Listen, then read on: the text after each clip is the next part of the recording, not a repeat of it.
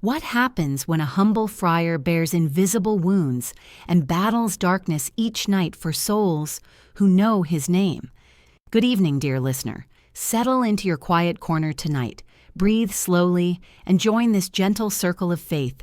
Subscribe if you wish to journey with these peaceful stories always. This is the story of Padre Pio, a simple Capuchin friar transformed through suffering and grace into a tireless servant of souls, whose hidden battles, compassion, and unwavering faith shaped countless lives and continue to inspire hearts around the world. And so, from that quiet beginning, the story unfolds in the soft dawn of a small Italian village where the hills rise like folded hands and the air seems always touched by prayer. Pietrelcina in the late 19th century was a place where life moved at the pace of the seasons, where families lived close to the earth, and where faith was woven into the very soil. It was here, on May 25th of 1887, that Francesco Forgione was born to Grazio and Maria Giuseppa, two simple yet deeply devout parents whose hearts were shaped by the rhythm of hard work and trust in God. The Forgione home was not wealthy, nor filled with many comforts, but it overflowed with warmth, tenderness, and the quiet strength of a family rooted in love. From the moment the child was placed in his mother's arms, Maria sensed something unusual about him, something gentle and luminous beneath his ordinary infancy. She would later recall moments when the baby stared off, as though listening to something she could not hear, as though the world he saw was slightly wider than the one around him. As little Francesco grew, those early impressions deepened. He was a shy child, soft-spoken and easily moved to tears, yet surprisingly steady in his devotion. While other children played in the dusty lanes, he often slipped away to the old church of Saint Annunziata, where he knelt alone, unaware that his small body was too young for such long stillness. It was not uncommon for villagers to find him resting his head against the wooden pews, whispering prayers in a voice so quiet that only God seemed meant to hear them. Already he felt drawn to mysteries he could not explain, and though he did not understand the word vocation, his heart was beginning to sense a call that reached beyond his years. His parents watched with curiosity and a bit of concern, wondering how to guide a child who seemed both innocent and strangely burdened. When illness came, as it often did, they worried more. Francesco was frequently frail, struck by fevers and pains that lingered longer than expected. Sometimes he woke in the night trembling, saying only that a dark thing had frightened him. At other times, he would cling to his mother after dreaming of radiant figures who brought him comfort. To Maria, these experiences were mysterious, but not frightening. She believed, with the quiet certainty of a mother's heart, that God was preparing him for something she could not yet name. There were moments, small and hidden, that hinted at a deeper struggle already forming within him. He spoke of seeing his guardian angel, not as a fanciful story, but with the calm assurance of someone describing an ordinary companion. He noticed things others did not, a sensitivity that made him both compassionate and vulnerable. When animals were hurt or children wept, he reacted with a tenderness beyond his years, as though their suffering pressed upon him like a weight he instinctively carried. And yet, despite his gentleness, there was also a quiet firmness in him, a capacity for endurance that appeared even in childhood illnesses. He endured them with patience, offering them, though he scarcely understood the meaning of sacrifice, to Jesus whom he already loved, with a simple, unwavering affection. By the time he reached school age, his devotion was unmistakable. He loved his lessons, but loved prayer more. Often while walking home through olive groves shimmering in golden light, he would pause to gaze upward in long, thoughtful silence. His classmates sometimes teased him for being too serious, but Francesco was not easily disturbed. Something within him was forming with the slow certainty of dawn, a sense that life was more than the narrow path between home and field, One afternoon, when he was barely old enough to shoulder household chores, an experience occurred that stayed with him for life. While resting under a fig tree, he felt a strange stillness descend upon him, a quiet more profound than the sounds of wind or bird song. In that stillness, he sensed, with the clarity childhood sometimes grants, that suffering would be part of his journey. It was not a vision in the dramatic sense, but an interior knowing, like a gentle whisper carried on the breeze. It did not frighten him, but it settled somewhere deep, a seed waiting for the season of its unfolding. His family continued to shape his early path with daily habits of prayer and trust. His father, though stern at times, loved him deeply and worked long hours to provide for the children. His mother taught him the gentleness and patience that later defined his ministry. In their simple household, faith was not an idea, but a way of breathing. Prayers were said with the rising sun, blessings made before each meal, and gratitude offered at day's end. Little by little, this atmosphere formed the soil in which Francesco's vocation took root. When he assisted the parish priest at Mass for the first time, he felt a stirring so strong that he could not describe it even to his mother. The scent of incense, the flicker of candles, the quiet reverence of the moment touched him with a sense of belonging he had never felt before. Something in him recognized, even in childhood, that the altar would one day be the center of his life. Yet childhood was not without shadows. His mysterious illnesses persisted, sometimes lifting for months, only to return with greater force. He suffered stomach pains, headaches, and sudden bouts of exhaustion that puzzled the local doctor. Some villagers whispered that the boy was too delicate for the world. Others believed he was simply sensitive, marked by God. Francesco himself never complained loudly. Instead, he offered each suffering quietly, a habit that would later echo through the long, painful years of his priesthood. As he grew older, the inner movements of grace deepened. He spent more time in prayer, often choosing solitude over play. His parents wondered if they should encourage him to be more like other boys, but each time they tried, they sensed they were pushing against something sacred. They did not know then that God had already begun to draw their son into a life that would demand everything of him. The moment that would shape his early path came quietly, as most important moments do. One evening, after assisting the priest and walking home under a twilight sky, Francesco turned to his mother and said softly that he wanted to be a friar. He said it without hesitation, without emotion, as one states a simple truth. Maria's eyes filled with tears, not of sorrow but of recognition. The seed she had carried in her heart knew at last its name. What began as a whisper in childhood was now a call taking form, though neither mother nor son could yet see the trials or graces awaiting him.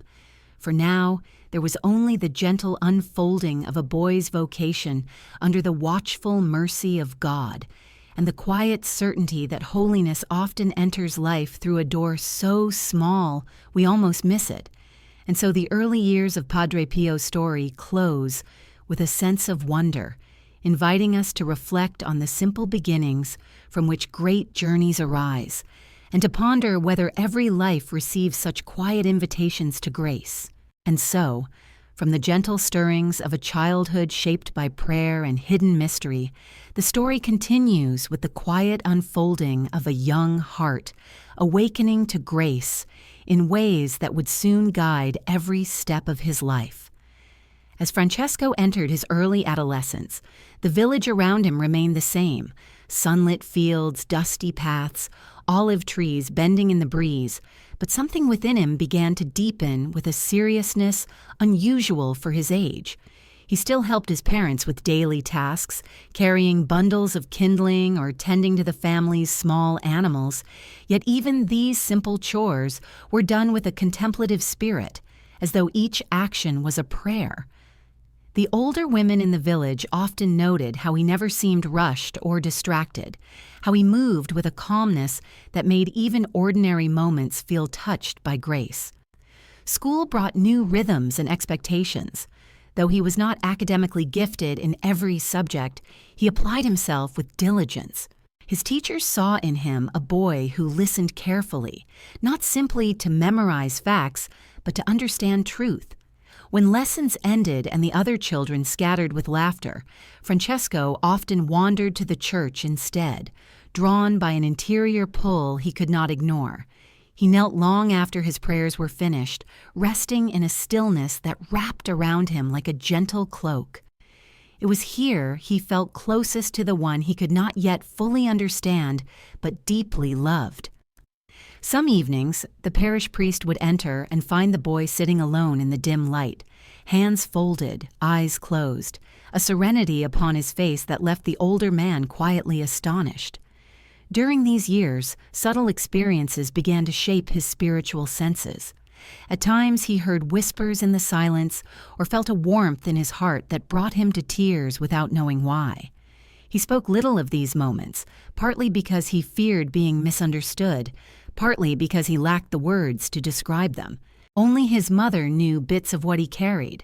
When he confided that he sometimes sensed a presence walking beside him, or that he felt a sudden wave of love while praying, she listened without skepticism, trusting that God was doing something delicate within him.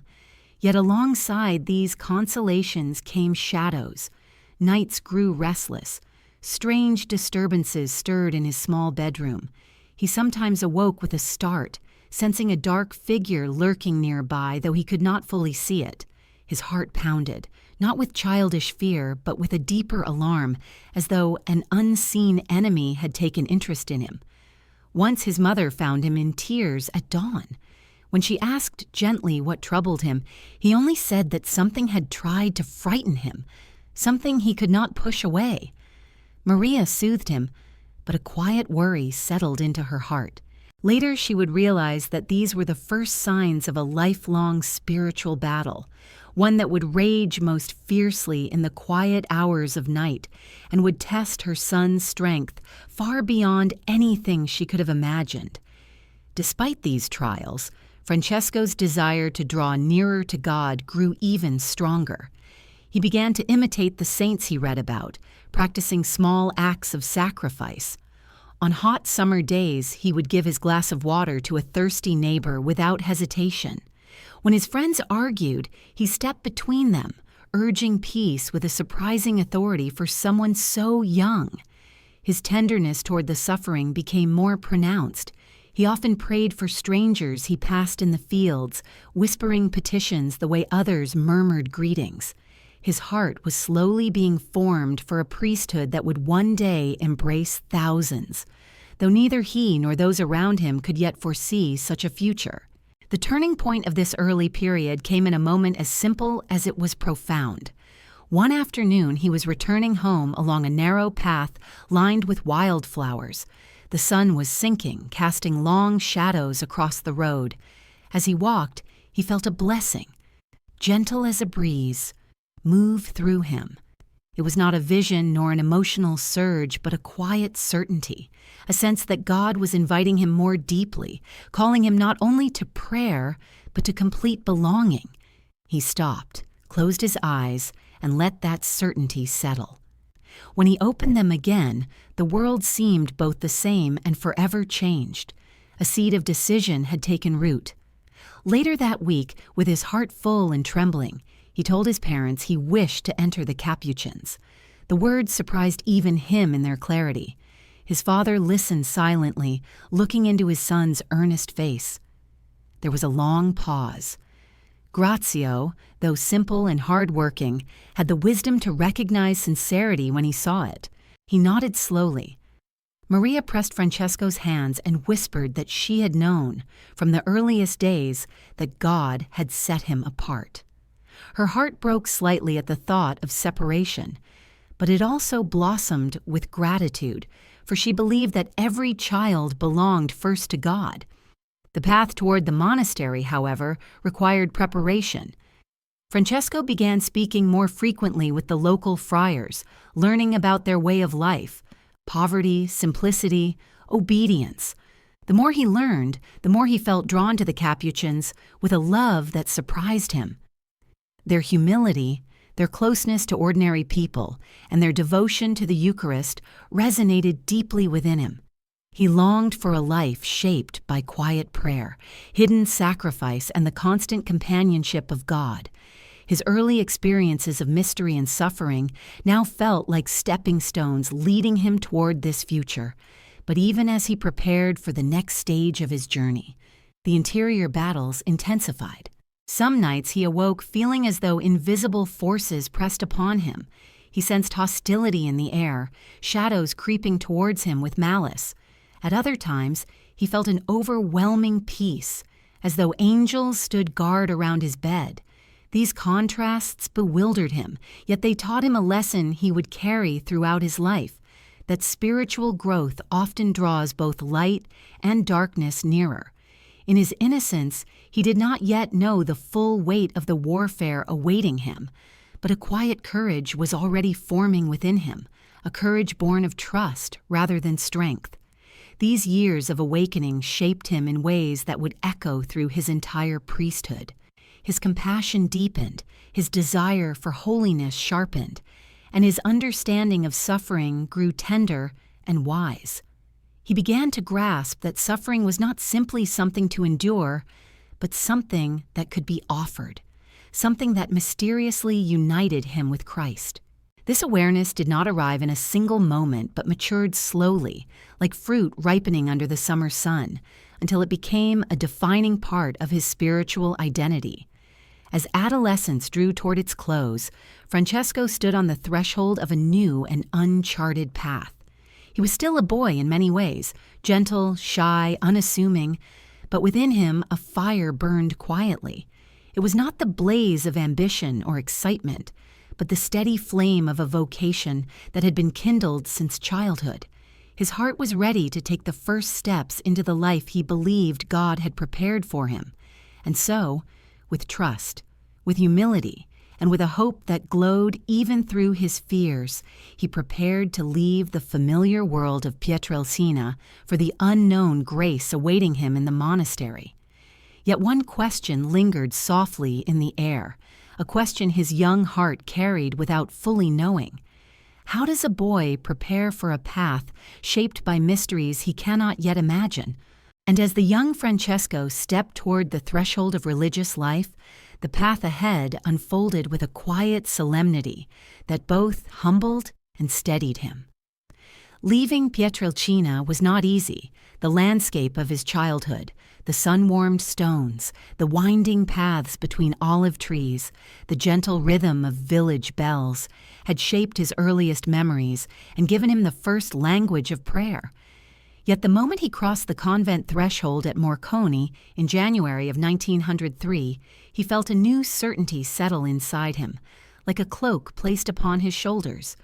The Capuchin friars welcomed him with warm simplicity, their brown habits brushing softly along stone corridors worn smooth by generations of men seeking God in humility.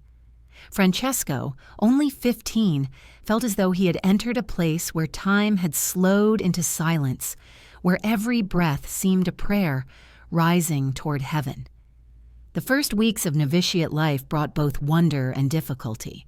The schedule was strict yet calm, rising before dawn, gathering for prayer in the dim chapel, meals eaten in stillness while sacred readings were proclaimed, work assigned according to ability, and long hours dedicated to meditation. Though the routine demanded discipline, it also offered him a peace he had longed for, a place where the longing in his heart found both language and direction.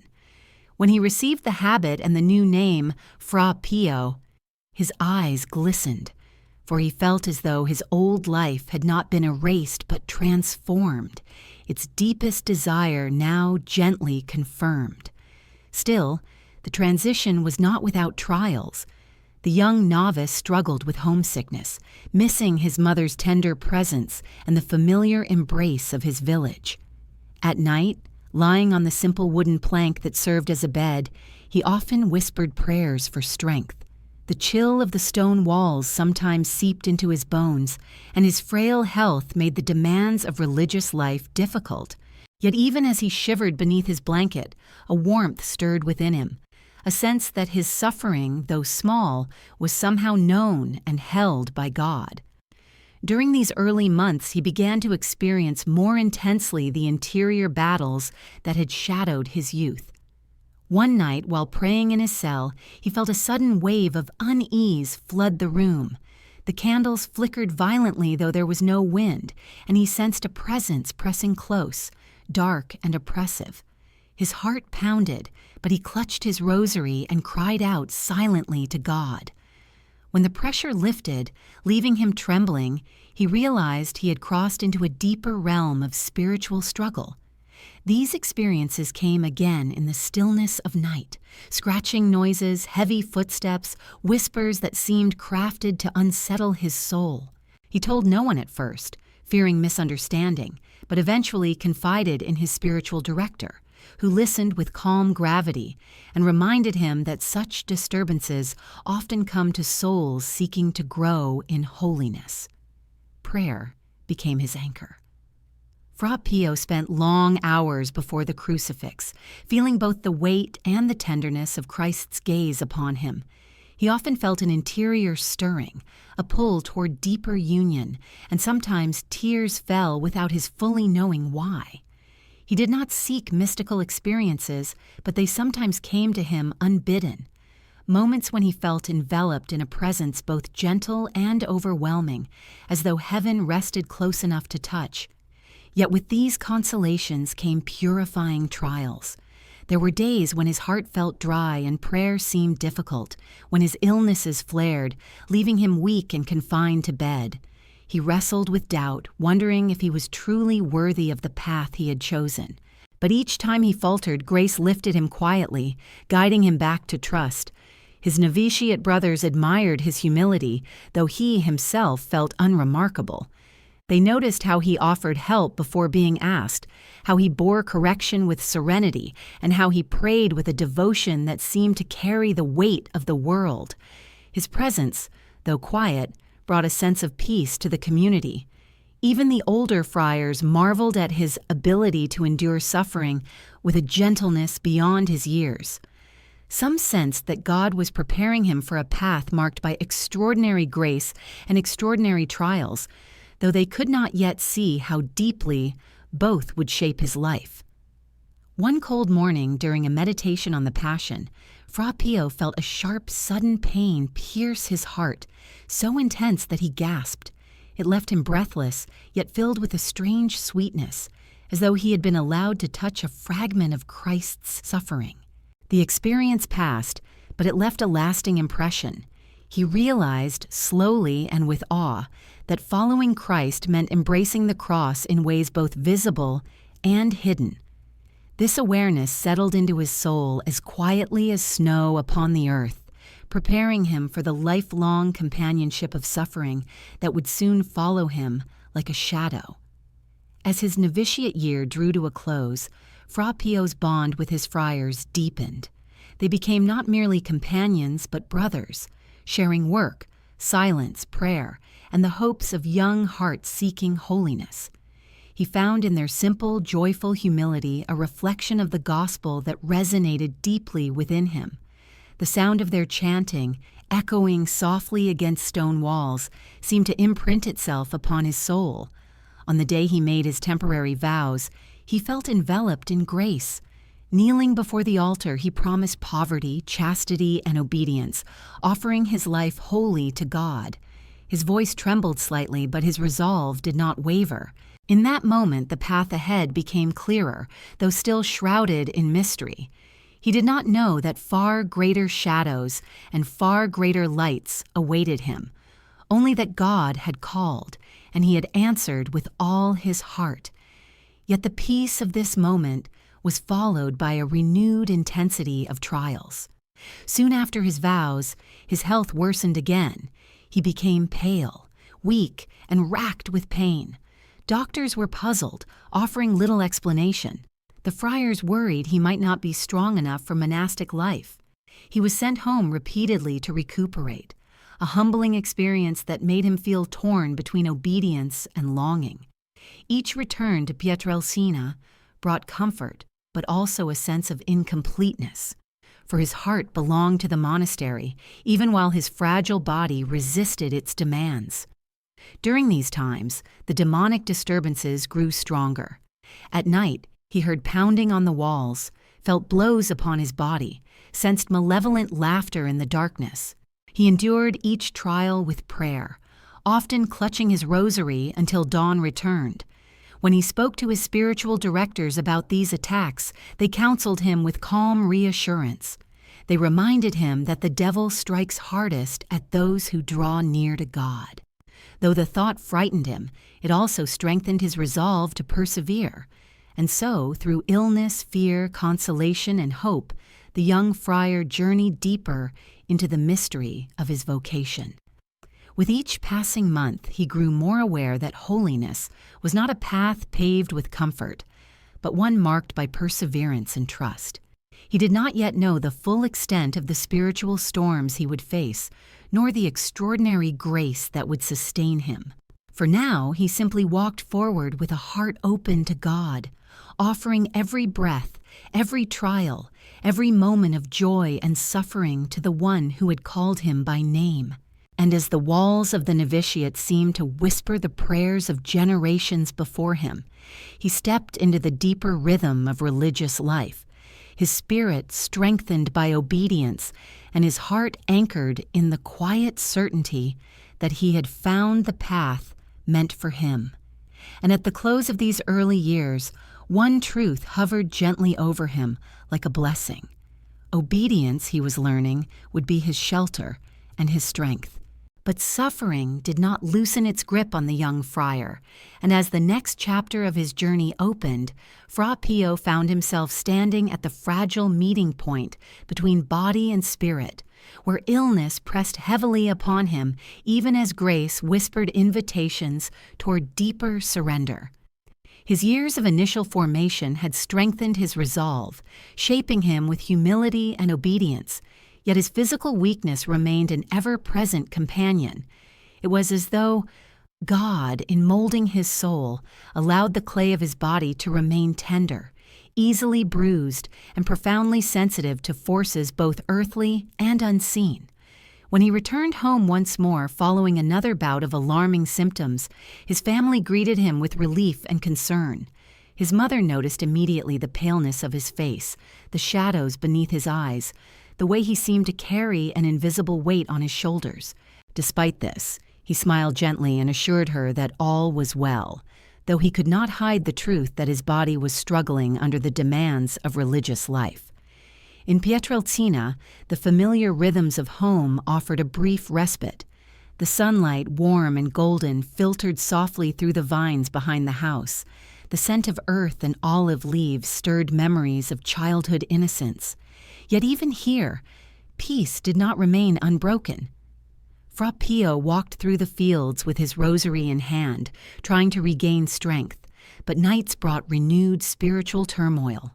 The disturbances that had followed him in the monastery now intensified, as if the forces that opposed him sensed his vulnerability. One night he awoke to the sensation of cold fingers gripping his feet, and though no one was visible, he felt a malice that chilled him to the core. He prayed aloud, his voice trembling, and eventually the darkness retreated. But the memory lingered like a bruise on his heart. His director, upon reading his letters describing these experiences, urged him to hold fast to humility and trust. These trials, though frightening, might be permitted by God for the strengthening of his soul. Fra Pio accepted this guidance with his characteristic obedience, though the meaning of such suffering remained mysterious to him. By day, he walked through the village quietly, often stopping to speak with neighbors who found comfort in his gentle presence. Some noticed that when he prayed with them, a sense of peace settled over their troubles, as though the young friar carried a grace beyond what his age suggested. Others spoke later of moments when his eyes seemed to reflect an interior light, soft yet piercing, as though he saw into their hearts. His illnesses, however, persisted relentlessly. Severe fevers left him bedridden for days. Sharp pains pierced his chest, and he experienced bouts of vomiting that weakened him to the point of collapse. Doctors examined him repeatedly but could offer little explanation. Their diagnoses shifted from one theory to another: malaria, gastritis, nervous exhaustion, yet none fully accounted for the strange patterns of decline and recovery that marked his condition. Fra Pio himself wondered if his suffering held a purpose beyond the natural, a question that quietly shaped his prayer. During one particularly painful night, he whispered to God that if these trials could help even one soul draw closer to him, then he accepted them with all his heart. It was in this period of fragility that he began to sense an unusual connection between his suffering and the needs of others. He noticed that when he prayed for certain individuals, his pains intensified, only to subside once he felt a sense of peace regarding the person he held in prayer. This bewildered him at first, but gradually he saw that his physical suffering appeared mysteriously tied to the spiritual battles of those around him. It was as though God allowed him to carry, for a moment, the weight of others' burdens.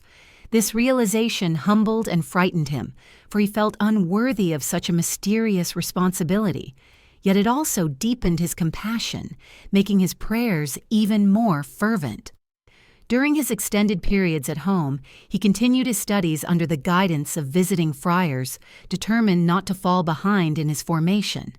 He read scripture slowly, savoring each line. He meditated on the Passion of Christ with growing intensity, often moved to tears as he reflected on the love revealed through so much suffering.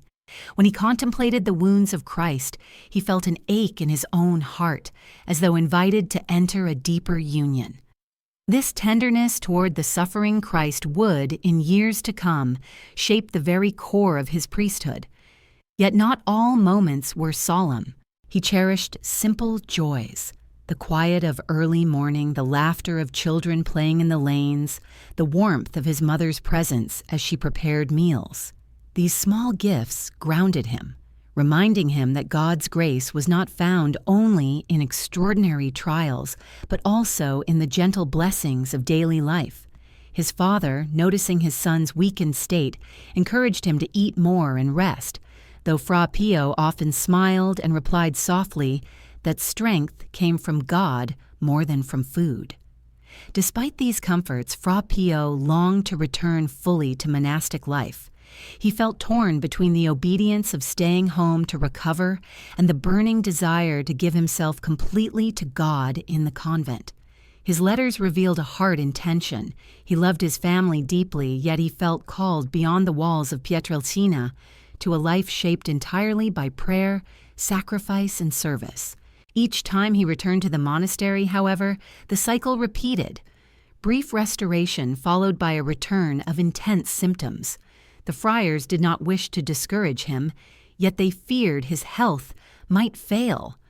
Still, they recognized the sincerity of his vocation and did everything in their power to support him. During these years of fragile health, he grew spiritually in ways unseen by others. He learned patience in suffering, humility in weakness, and trust when answers did not come. He discovered that surrender was not resignation, but a way of resting in God's will. His soul, though tested, remained anchored in faith. He wrote often to his spiritual directors, pouring out his fears and hopes in tender honesty. Their responses, grounded, calm, and filled with wisdom, guided him like lanterns along a darkened road. One evening, as he prayed beneath the fading light of the setting sun, he felt an overwhelming presence of peace envelop him. It washed through him slowly, gently, easing both his physical pain and the burden of uncertainty. In that moment, he sensed that God was preparing him for something not yet revealed, something that would require every ounce of love and surrender within him.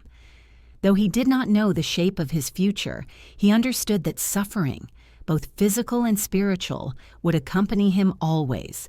Yet he also felt assured that grace would never abandon him. And so these early years of illness and trial became the crucible in which his soul was refined. Each struggle, each night of fear, each morning of renewed effort shaped him into a vessel ready to be filled with God's mysterious purposes. He did not yet know that greater trials awaited him, nor that extraordinary graces would one day flow through his hands and heart. For now, he simply continued along the path set before him, trusting that the one who had called him would never let him walk alone. And as this chapter closes, the question lingers softly in the shadows. Why does God allow frailty in the very souls He chooses so powerfully? In time, grace opened before him like a path slowly revealing itself at dawn.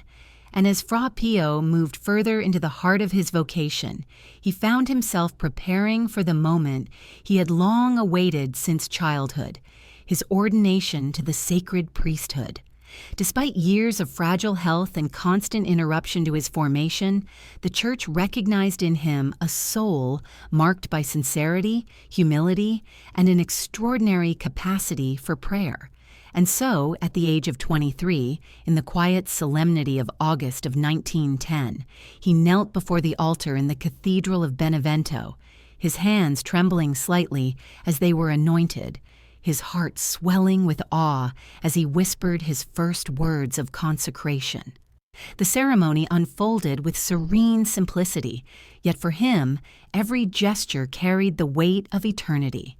When he raised his eyes after receiving the sacred vestments, it was as though the world had shifted, as though the love he had long felt stirring in his soul had found at last its full expression.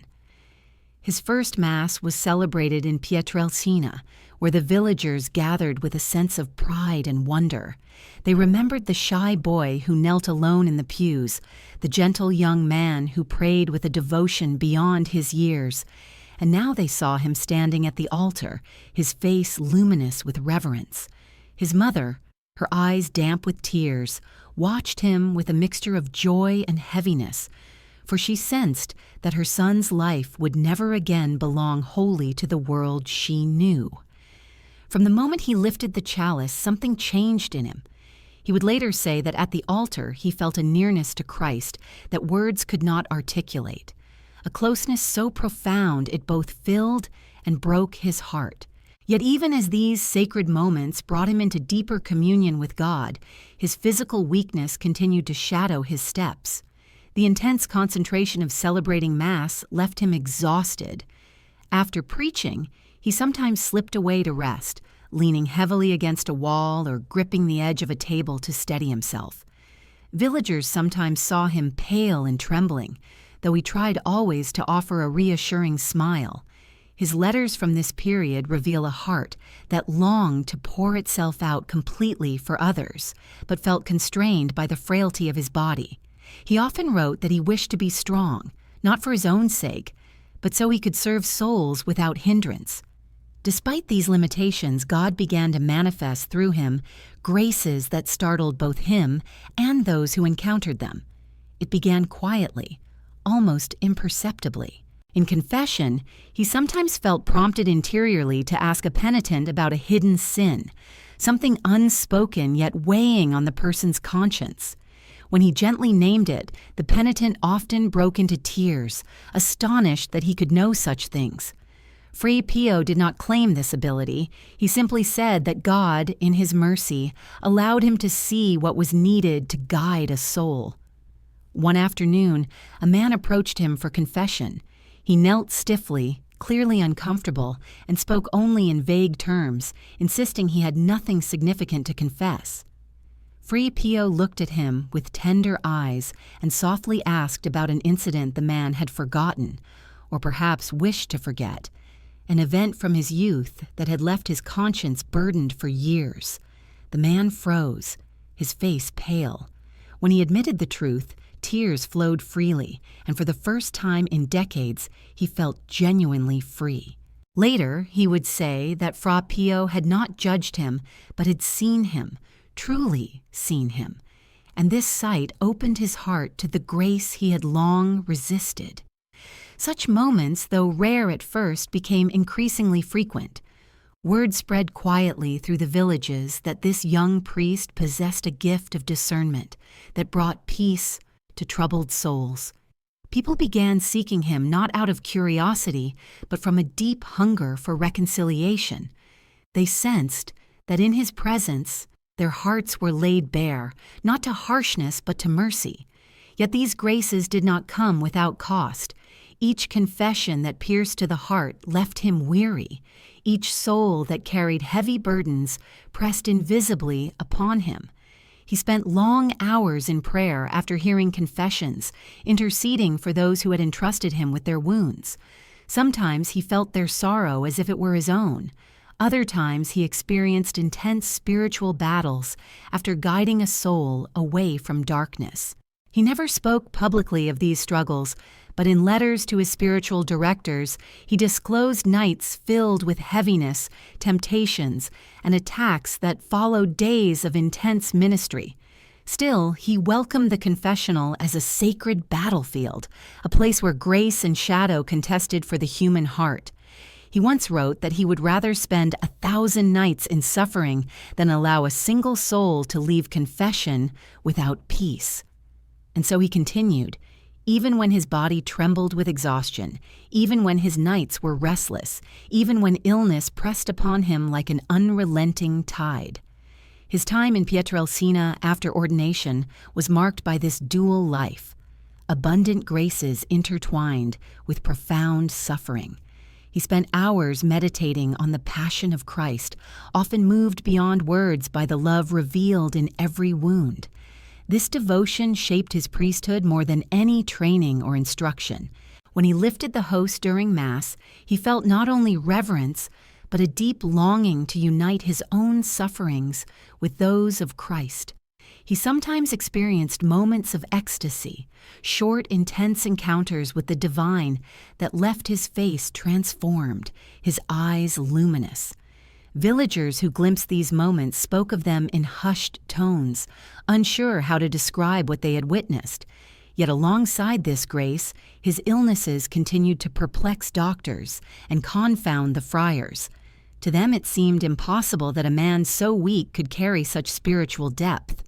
They wondered if his frailty was a sign of something otherworldly, but such thoughts remained unspoken.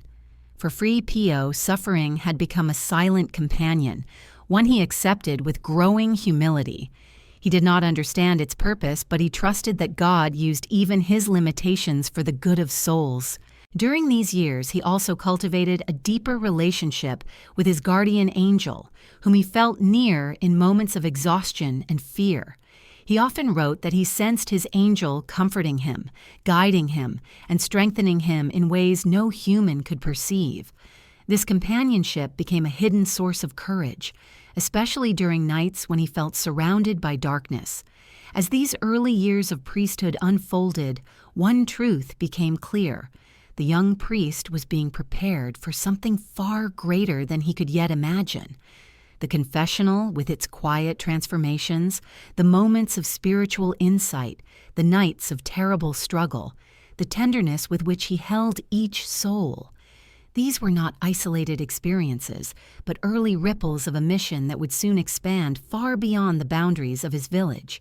And so this chapter of his journey draws to a close, leaving us with a gentle question that hovers like incense in the quiet air. How does a priest learn to carry the burdens of so many hearts without losing his own? Yet with every soul he helped, with every whisper of grace that touched the lives of those who knelt beside him, the unseen battle that surrounded Fra Pio deepened in both intensity and mystery.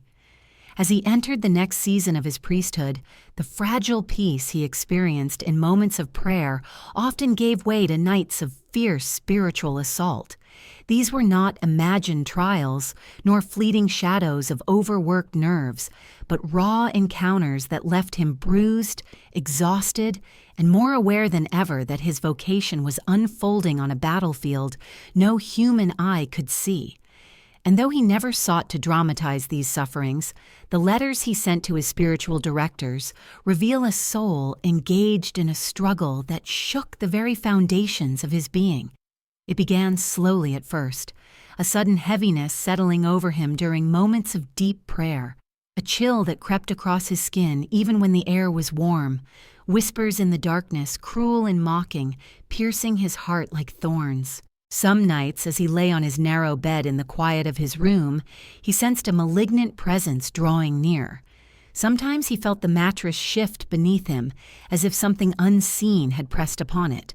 At other times, he awoke with bruises on his arms or a burning sensation across his shoulders, without any memory of having moved during the night. Such disturbances might have unsettled even the strongest soul, yet Fra Pio, though frightened, responded with one instinct. He prayed. His prayers during these assaults were not grand invocations, but simple, urgent cries of trust. "Jesus, mercy," he whispered. "Mary, protect me." He would clutch his rosary tightly until the fear subsided, until the shadows receded and the trembling in his limbs eased. When dawn returned, he often felt drained, his body aching, his heart weary, but he rose with quiet determination to begin the day's tasks. He never allowed the terrors of the night to cloud his duties to souls.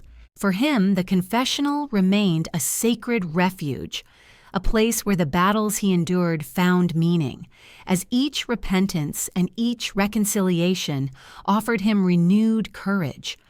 But these spiritual attacks were only part of the storm that encircled him. His physical illnesses intensified, as though his body and spirit were both pressed upon by forces seeking to weaken his resolve. Severe stomach pains left him doubled over, sweating and gasping, sometimes unable to stand without support. Migraines pierced his skull with blinding force. Fevers came suddenly, leaving him shivering beneath blankets even during warm seasons. He ate little, not out of asceticism, but because his body rejected food.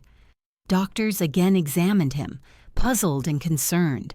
They prescribed remedies that offered limited relief, but nothing brought lasting improvement. Through all this, Fra Pio's interior life grew deeper, not despite suffering, but through it. The more darkness tried to overwhelm him, the more he clung to God with a devotion that astonished those who knew him. He spent long hours before the crucifix, sometimes motionless in contemplation, sometimes trembling with tears that flowed from a heart both wounded and strengthened by grace. He understood with growing clarity that suffering was not an obstacle to holiness, but a mysterious instrument by which God shaped souls. Yet he never sought suffering. He accepted it only insofar as it helped him unite himself with Christ and intercede for others. His spiritual directors played an essential role during this time. In his letters to Padre Benedetto and Padre Agostino, he poured out the details of his struggles with sincerity and humility. He described the attacks, the illnesses, the interior dryness that sometimes followed moments of sublime consolation. He did not dramatize these accounts. Rather, he presented them as simple facts, asking for guidance and begging for prayers. His directors responded with wisdom, urging him to remain grounded, to trust in obedience, and to view these trials not as punishment, but as purification. Their counsel steadied him, giving him strength to endure what sometimes felt unbearable. His fellow friars began to notice the signs of his nightly battles.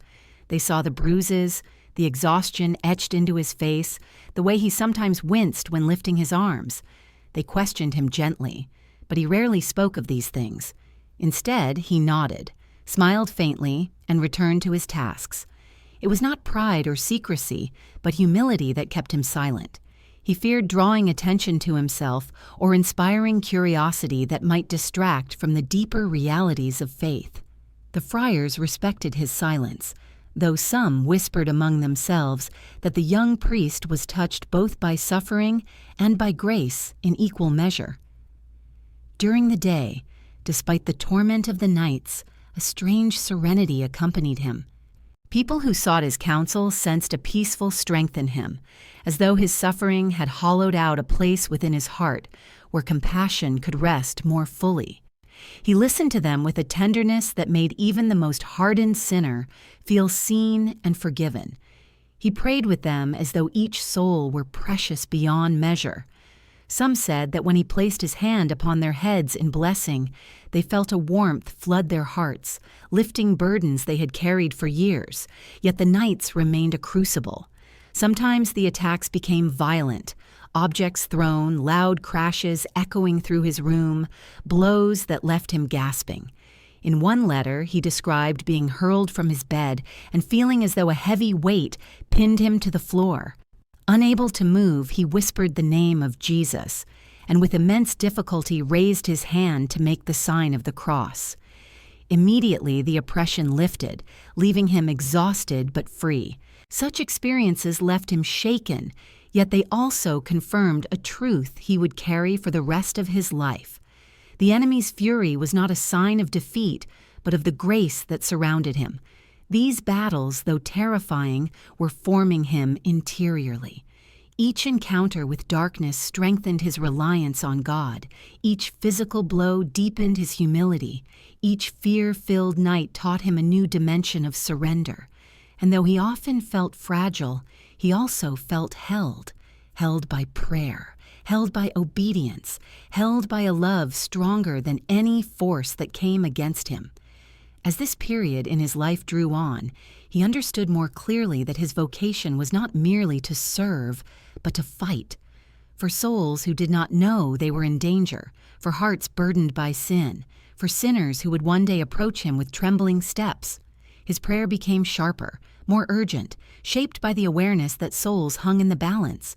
He often offered his sufferings for the conversion of sinners, whispering in the darkness that if one soul could be saved, he accepted every blow, every night of terror, every moment of pain. And so the spiritual battlefield upon which he stood became not a place of fear, but a place of offering. His life was slowly becoming a sacrifice poured out for others, a hidden martyrdom of love endured in silence. And as this chapter closes around him, the night settles once more, leaving us to wonder in quiet awe. How can a soul endure such unseen warfare and still rise each morning to greet the world with peace?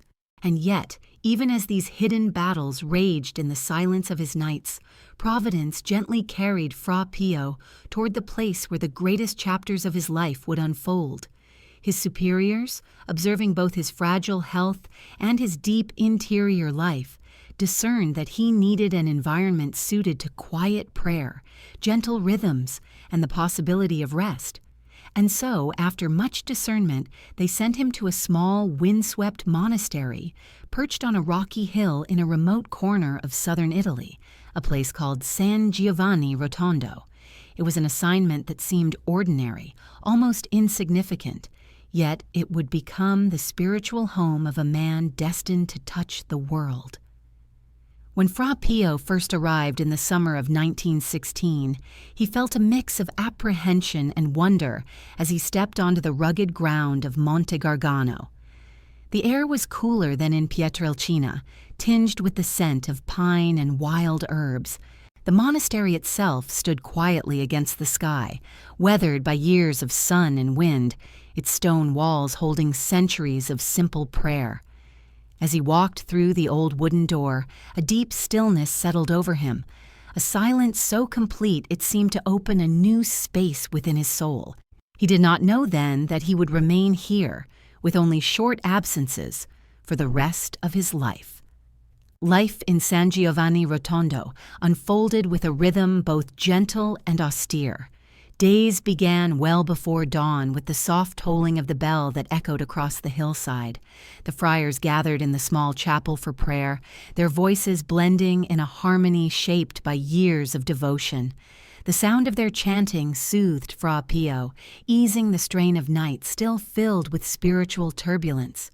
After prayer, the friars dispersed to their tasks, some tending the small garden, others teaching catechism, others performing humble work within the community. Fra Pio embraced the routine with gratitude, appreciating the simplicity that allowed him to focus on prayer and service without distraction. The local villagers soon noticed him, not because he sought attention, but because something in his quiet presence drew people naturally. They saw a young priest who carried himself with gentleness, whose eyes reflected both compassion and a depth of suffering few understood. They approached him shyly at first, asking for blessings or prayers. He responded with warmth, listening intently to their concerns, offering counsel that seemed to touch the very heart of their troubles. Word began to spread that the new friar possessed a grace that soothed wounded souls. Yet despite this growing affection from the villagers, Fra Pio's days remained humble and hidden. He assisted in teaching the young friars, helped with small household tasks, and spent long hours in the chapel before the tabernacle. It was there, in the quiet glow of candles, that he felt closest to Christ, drawn with an intensity that both comforted and wounded him. He often prayed late into the night, pouring out his heart before the crucifix, asking for strength to endure the hidden battles that continued to press upon him. For though San Giovanni Rotondo offered solitude, it did not free him from the trials that had accompanied him for years. The demonic disturbances continued, sometimes with greater force than before. Yet amid the darkness, new graces began to unfold, subtle at first but unmistakable. During prayer, he sometimes felt a profound sweetness, as though Christ himself stood beside him. At other times, he sensed the presence of the Virgin Mary drawing near, comforting him like a gentle mother. These moments came unexpectedly, filling his soul with warmth that lingered even when the consolations faded. His spiritual maturity deepened in this hidden setting. He became more aware that his suffering, physical, emotional, and spiritual, was not random but mysteriously linked to the souls entrusted to him. When the villagers approached him with their burdens, he felt their pain with startling clarity, as though their sorrows pressed into his own heart. In the confessional, he continued to receive glimpses into the interior world of penitents, guiding them with tenderness born of compassion rather than judgment. Though few realized it at the time, this small monastery was becoming the place where grace and suffering intertwined in his life with growing intensity. Yet his body continued its struggle. Long walks across the monastery grounds left him breathless. Climbing the narrow stairs to his room required effort. At times he leaned heavily against the wall as a sudden wave of pain overcame him. But this fragility became, in its own way, a doorway to grace. He often whispered, "Lord, use me as you will," accepting each weakness as a means of drawing closer to the suffering Christ. Despite his poor health, his superiors noticed the fruit of his ministry in the community. The villagers spoke of peace settling over them after a conversation with him. Some said that when he prayed aloud, his voice carried a warmth that eased their fears. Though he shied away from praise, the friars could not help but see that something extraordinary was unfolding quietly in their midst. They observed his devotion, his humility, his unwavering patience, and the inexplicable depth of his prayer. As months turned into years, San Giovanni Rotondo became more than a temporary assignment. It became his home. The rocky paths leading to the monastery felt familiar beneath his feet.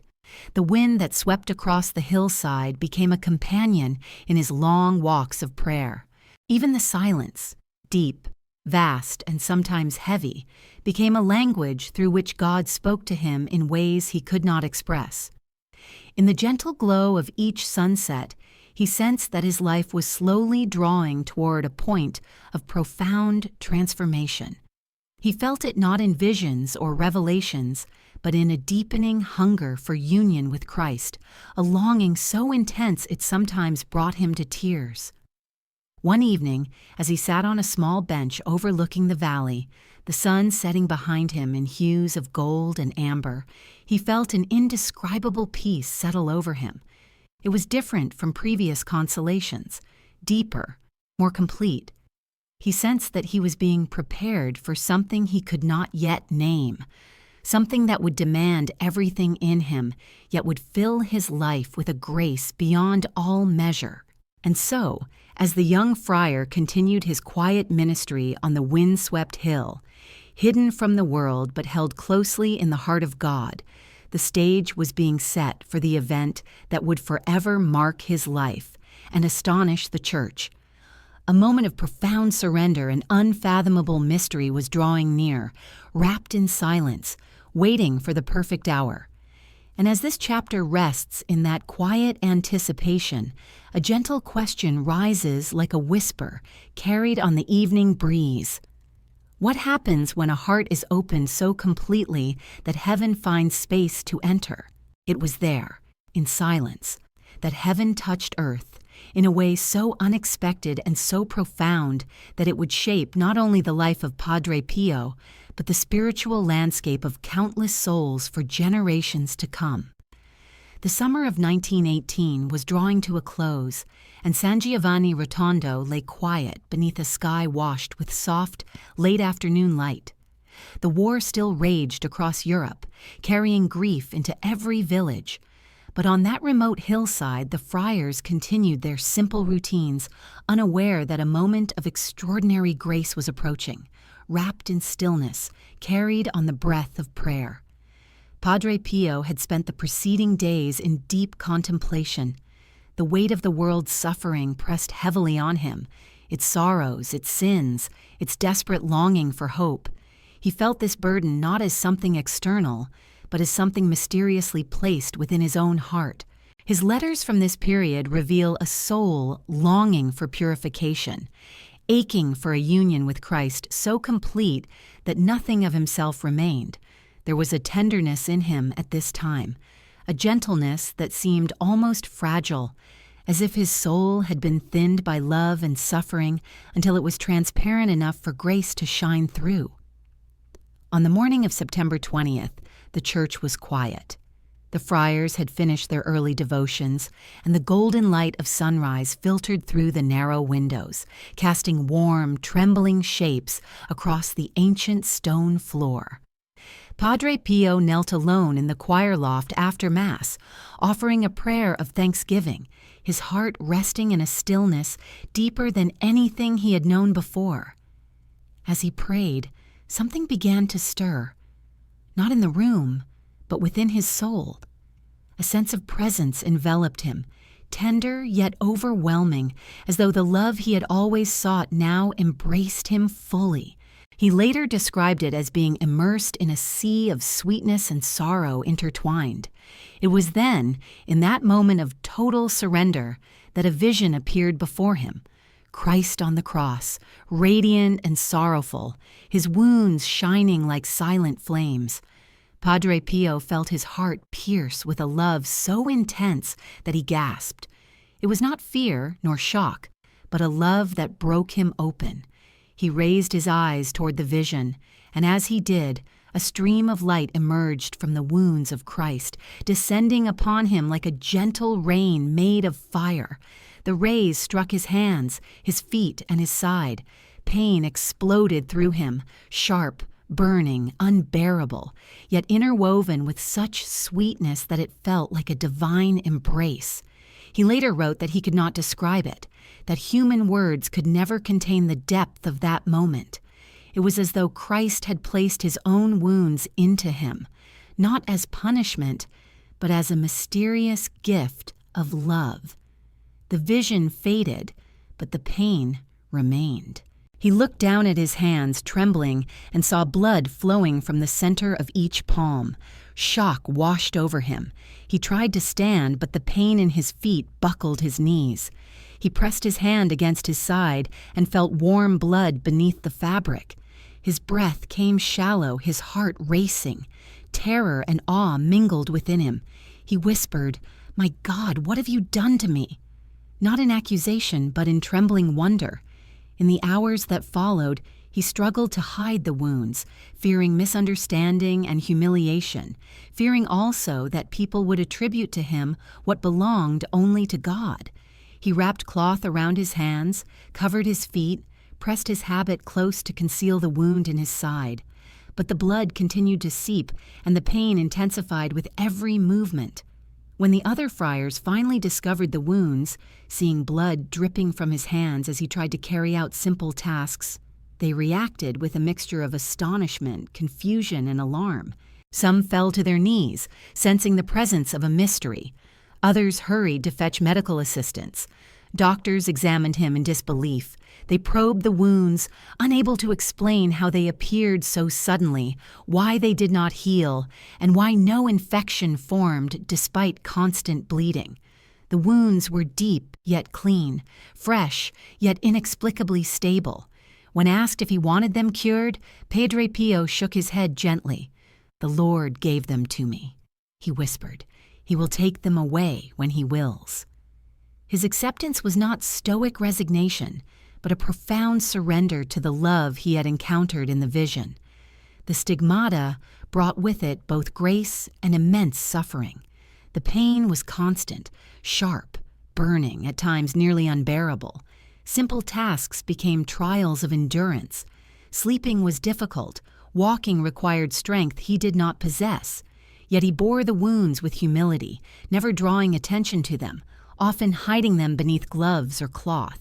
He feared above all that people would turn their eyes toward him instead of toward Christ. In his letters, he confided that the wounds filled him with both joy and sorrow. Joy, because they united him more intimately with Christ, and sorrow because they set him apart in ways he never desired. Word of the stigmata spread quickly beyond the monastery.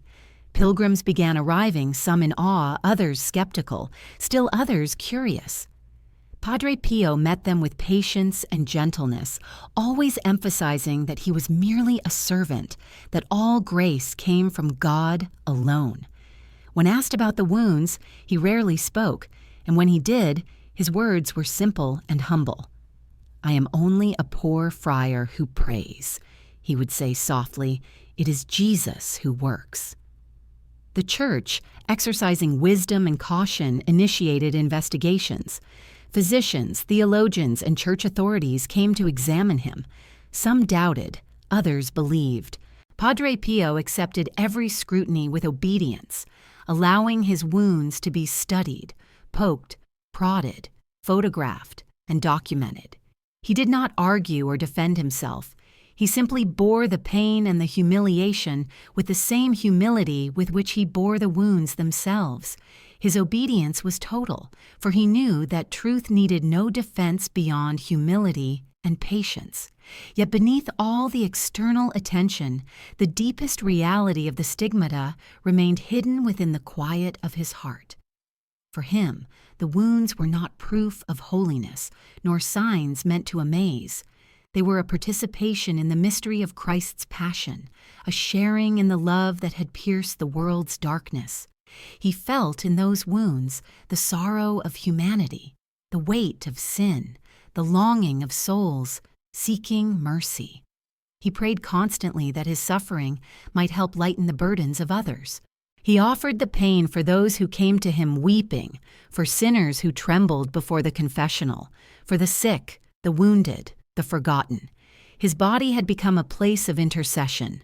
Months passed, seasons changed, yet the wounds remained, neither healing nor worsening, sustained in a state beyond natural explanation. Padre Pio continued his ministry with quiet determination, even as pain etched itself into the lines of his face. He walked with difficulty, but he walked. He raised his wounded hands to bless, even when the motion burned like fire. He stood at the altar, trembling slightly, yet radiant with devotion, as though every moment of the Mass flowed through the very wounds in his flesh. The friars who observed him often felt both sorrow and awe, sensing they were witnessing something far beyond ordinary human suffering. And as this chapter of his life draws to a gentle close, we are left contemplating a mystery that rests beyond human understanding. Wounds that bled without healing, pain that purified rather than consumed, and a love that flowed quietly through every drop of blood that fell. And so we pause with a quiet question lingering like a whisper in the dim light of the sanctuary. What wounds might heaven place upon a soul chosen not for glory, but for sacrifice? With the wounds came a new mission, one that unfolded with a quiet intensity as Padre Pio resumed his place in the heart of monastic life. The stigmata did not remove him from ministry. Rather, they drew him more deeply into it, shaping every moment of his day and becoming the silent doorway through which countless souls passed from darkness to light.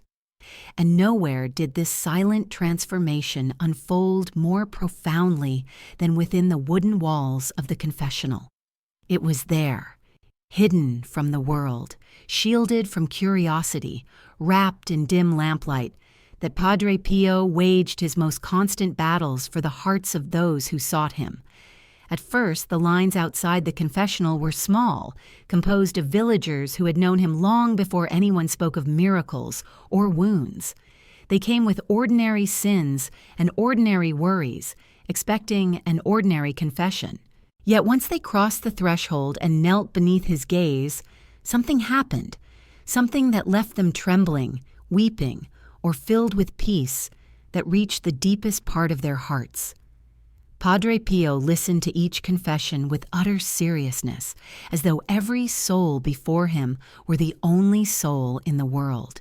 He would lower his head, sometimes covering his wounded hands inside his sleeves, and listen, not only with his ears, but with a mysterious clarity that seemed to rise directly from prayer. Soon the villagers realized that he often knew their sins before they spoke them. Not the obvious ones, not the common failings, but the secret ones, the hidden resentments, the concealed betrayals, the sins buried beneath shame, forgotten or deliberately left unmentioned. Instead of berating or humiliating them, Padre Pio gently guided them to speak the truth. Sometimes he asked a simple, piercing question that opened the door for grace. Sometimes he paused, waiting in silence until the penitent felt the weight of their conscience more clearly. At other times, when a soul approached with arrogance or deceit, he became firm, even stern, not out of anger, but out of a deep desire to awaken the heart. His firmness was never cruelty. It was the severity of a physician cutting through hardened layers to reach a wound that needed healing. One day, a man approached the confessional with a forced air of piety. He crossed himself dramatically and knelt, fully prepared to present a facade of righteousness. Padre Pio listened for a moment and then quietly said, "Why do you lie to God?" The words struck the man like a thunderclap. He froze, his mouth open in shock. Padre Pio continued, naming a sin the man had committed years earlier, a sin he had convinced himself no one knew. Tears broke from the man's eyes, his facade collapsing in an instant. That confession transformed him. He later said that the moment Padre Pio spoke those words, he felt his whole life flash before him, his pride crumble, and a grace wash over him that he had never known. Stories such as this spread swiftly, though Padre Pio himself never encouraged them. Pilgrims began to arrive from other towns, then from distant regions, and eventually from other countries. They came with fear, with hope, with burdens too heavy to carry alone. Some traveled for days, braving difficult roads just for the hope of speaking to the friar who could see deep into the hidden corners of the soul. The line outside his confessional sometimes stretched from before dawn until late at night. His superiors, concerned for his health, urged him to rest, but Padre Pio could not refuse those who arrived seeking mercy. "I would stay in the confessional until the end of the world," he once said, "if it meant saving a single soul." The confessional became a place of miracles, not the kind marked by physical cures, though those happened too, but the quieter miracles of conversion, forgiveness, and interior peace. Men who had abandoned faith for decades returned to the sacraments. Women burdened by grief found hope again. Families torn apart by anger were reconciled. Children watched as their parents emerged from confession with faces softened by tears, their hearts renewed. Even hardened skeptics, who came out of curiosity or doubt, left with trembling hands and whispering lips, unable to explain what they had experienced.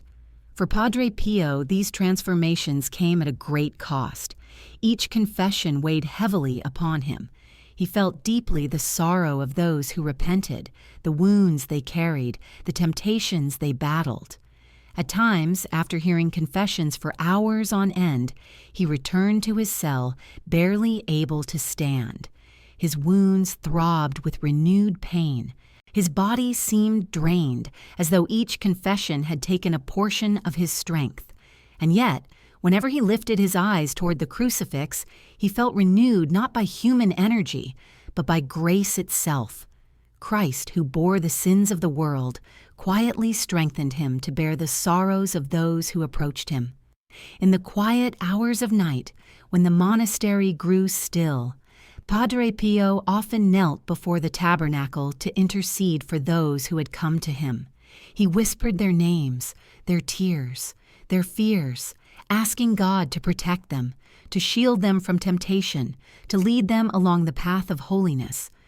Sometimes, even while praying, he felt new spiritual attacks, especially after a day when many souls had returned to God. But these assaults, though terrifying, only deepened his resolve. If darkness fought fiercely, he reasoned, then grace must be working even more powerfully. His relationship with the penitents was not merely pastoral, it was paternal. He called them his spiritual children. Some wrote to him from far away, seeking advice or comfort. He answered them with gentle wisdom, sometimes in brief notes, sometimes in longer letters filled with spiritual guidance. He urged them toward prayer, humility, trust, and frequent reception of the sacraments. He reminded them that the journey of faith was long and at times painful, but that God's mercy was infinite, always ready to lift them when they fell. As months turned into years, the confessional became the heart of his mission. It was here he felt most alive, most united with Christ, most aware of the mystery of the priesthood. Every absolution he pronounced seemed to echo through his wounds, mingling with the blood that continued to flow silently beneath his gloves. And though the physical pain never ceased, it became a prayer in itself, a hidden offering for every soul who knelt before him.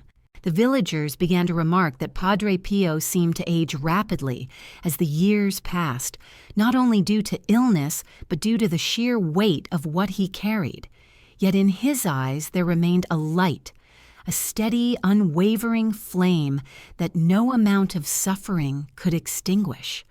It was the light of a man who had surrendered his life entirely to God, who had become a vessel of grace for others, who had learned that everything, every wound, every fear, every tear, could be transformed into love when offered at the feet of Christ. And so, as this chapter of his life gently settles, we are left with the fragrance of mercy lingering like incense after a long, quiet Mass, and a question that rests softly in the heart. Can there be any greater miracle than the transformation of a soul seeking forgiveness? And as grace continued to unfold through Padre Pio's daily ministry, the ripples of that grace began to extend far beyond the wooden walls of the confessional, moving into realms that defied natural explanation. Though he never sought attention, never spoke of his experiences unless obedience required it, extraordinary events began to surround him like quiet shadows, miracles of healing that doctors could not account for, knowledge of distant events he could never have witnessed, and above all, moments of mysterious bilocation that left those who encountered him trembling with awe. These were not embellishments added by admirers, nor tales fueled by imagination, but accounts attested by individuals who were often unaware that the humble friar they encountered in their greatest need was, at that very moment, documented as being physically in San Giovanni Rotondo. The first stories emerged softly, almost hesitantly, as though those who experienced them feared their own memory might be deceiving them. A soldier on the Austrian front during the Great War recalled lying wounded, cold and close to death, in a crater filled with mud. He had cried out to God, knowing no one was near enough to hear him. Yet in that moment of despair, a friar appeared beside him, his habit fluttering in the icy wind. The friar knelt, touched the soldier gently and whispered words of comfort. "Do not fear, my son. You will live." Then he vanished as quietly as he came. The soldier survived, and years later, when he traveled to Italy and saw Padre Pio for the first time, he fell to his knees, weeping. "It was you," he whispered. "You were there with me." Padre Pio only smiled faintly, raised his hand in blessing, and said nothing. Incidents like this began to multiply. A woman in southern Italy recounted being visited one night by a friar who comforted her as she wept over her dying child. She later journeyed to San Giovanni Rotondo to give thanks at the monastery chapel. When she saw Padre Pio walking through the cloister, she froze in place. She insisted that he had stood in her home that very night, though witnesses confirmed he had not left the monastery. Padre Pio, hearing her story, lowered his eyes with humility and said softly, "My daughter, you must thank the Lord, not me." Bilocation was not the only sign of the mysterious gift God had entrusted to him. There were moments of prophetic insight, glimpses into events that had not yet unfolded. One afternoon, while speaking with a young seminarian, he paused suddenly, his face shadowed with sorrow. "Pray much for your mother," he said gently. "She is leaving for a long journey." The seminarian, confused, asked what he meant, for his mother was in good health. Padre Pio placed a wounded hand on the young man's head, saying only, "Have courage." Days later, a message arrived. His mother had died unexpectedly. The young man returned weeping, but Padre Pio embraced him, offering a comfort that seemed to come from a place deeper than human sympathy. Other times, his prophetic insight took the form of quiet warnings meant to save souls from hidden dangers. There were stories of penitents who approached him with ease, intending to confess lightly or half-heartedly, only for him to interrupt them with gentle firmness. "Do not play with your salvation," he would say. "Turn back now before the path becomes darker." Some resisted his counsel, confused or offended, only to later experience the very danger he had foreseen. Others, more open, turned their lives around that very day, sensing that God had spoken through his wounded servant. Physical healings also began to occur with unmistakable frequency. Padre Pio did not claim to heal. He did not touch the crowds like a miracle worker or lift his hands dramatically. Often, he simply prayed. A mother brought her blind child to him, begging for mercy. Padre Pio blessed the child, urged her to trust God, and sent her away. Days later, the child's eyesight returned entirely. Another man, plagued by a disease that doctors declared hopeless, asked Padre Pio to pray for him. The friar touched his shoulder lightly and whispered, "Have faith." Within weeks, medical examinations confirmed the inexplicable disappearance of the illness. Some healings were instantaneous, others unfolded slowly like flowers opening under the warmth of the sun.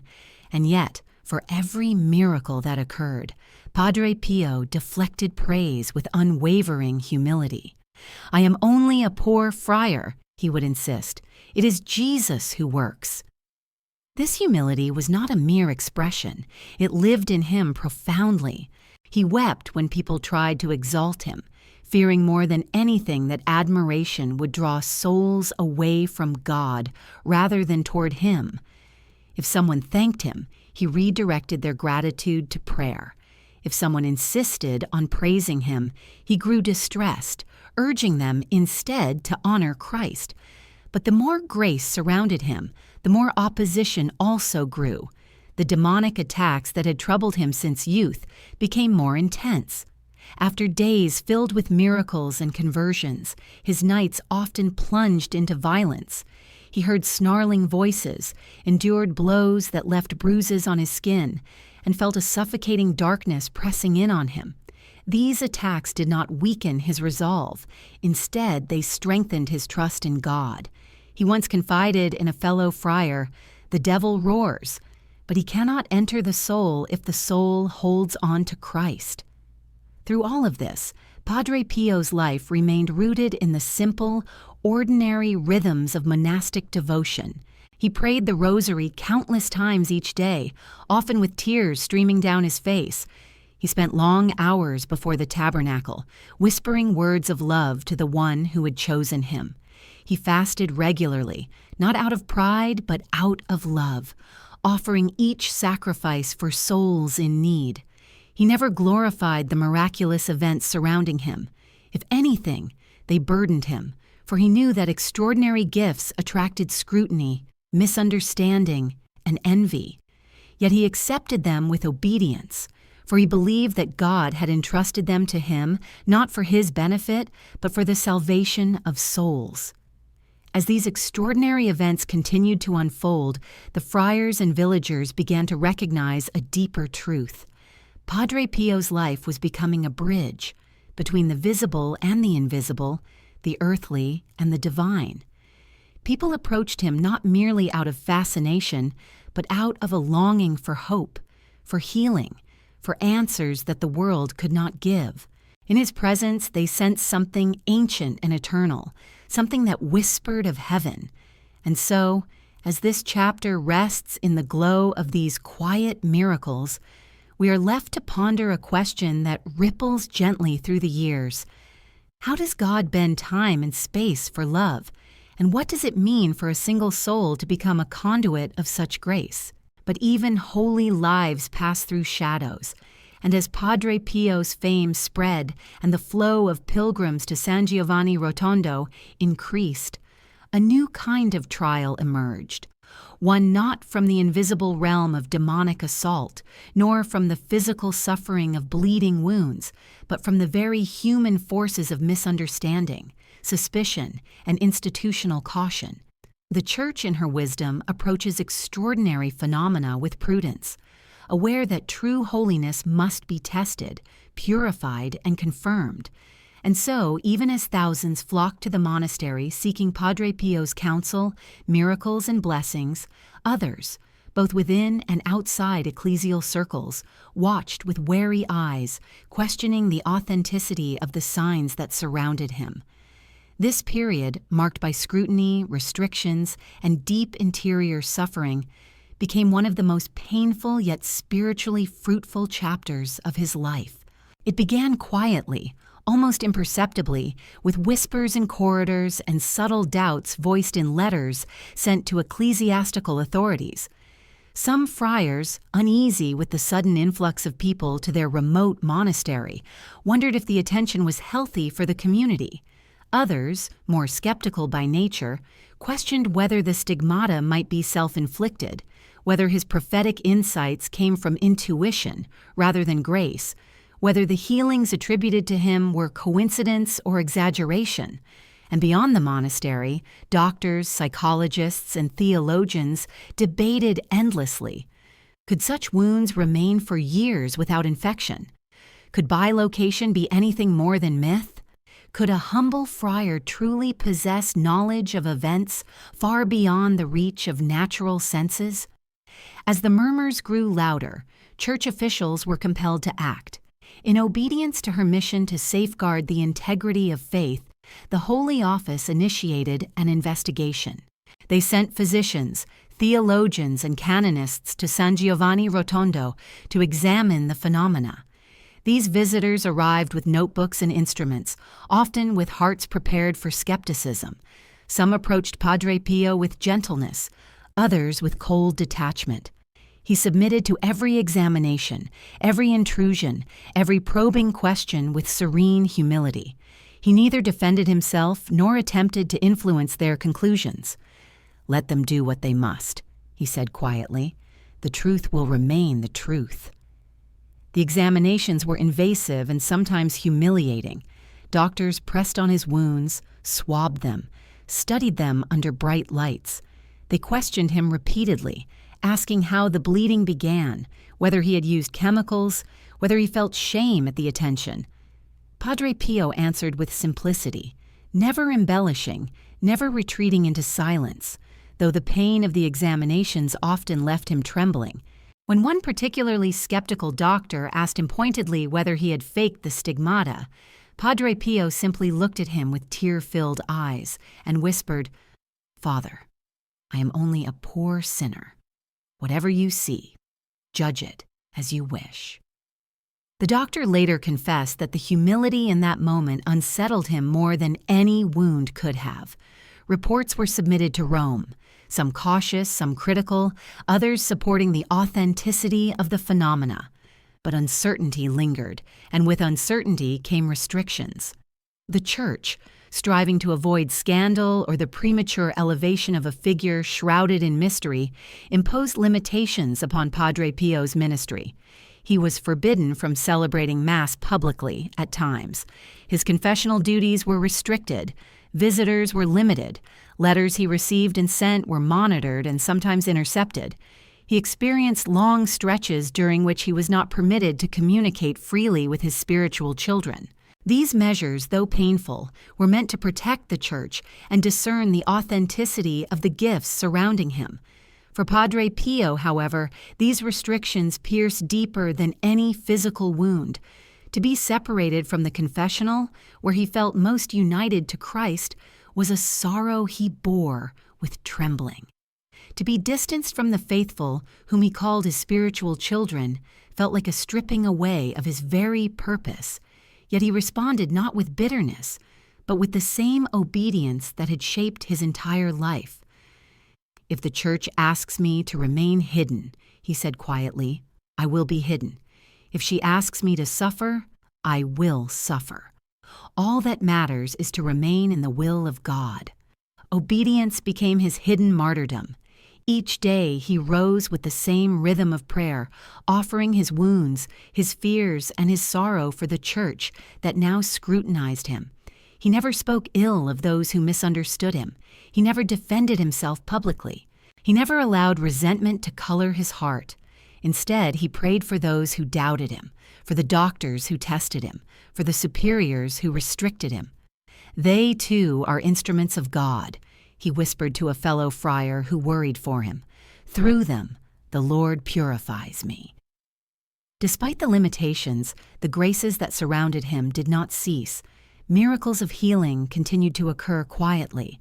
Souls continued to experience deep conversion. Letters arrived from across the world, though many were withheld from him, filled with testimonies of faith renewed through his prayers. And though he was not allowed to guide his spiritual children directly for a time, many felt his presence in their lives through dreams, interior promptings, or unexpected consolations.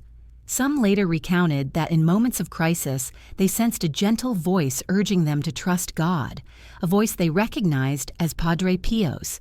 Whether these were divine graces or the fruits of memory, they brought peace to hearts in turmoil.